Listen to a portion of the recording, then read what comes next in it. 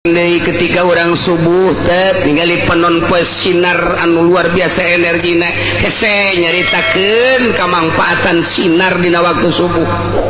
Namun orang kasorot ku panonpoe langsung dina waktu isuk-isuk eta penyakit-penyakit bakal raragagan sebab dina sinar ngandung berbagai-bagai kamangfaatan anu hese dicaritakeunana. Mentak ngahajakeun coba ge urang moe awak isuk-isuk tapi isuk-isuk di poe awak kurang teh seger hiji.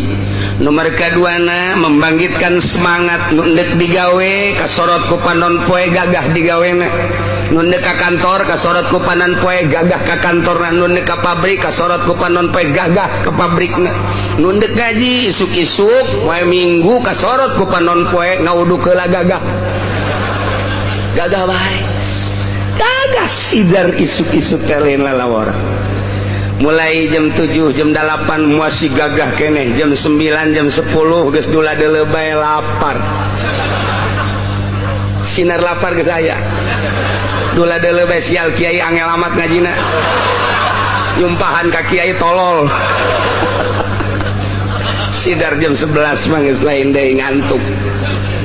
Setengah 12 geus pohara jasa geus ngantuk. Boro-boro disadiakeun tempat tidur diuk bae bisa nundutan hes.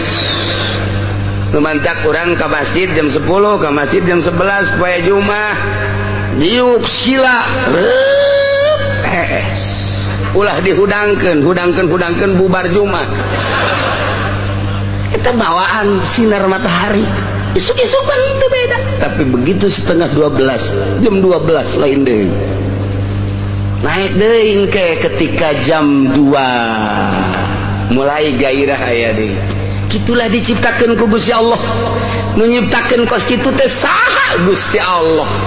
Masya Allah.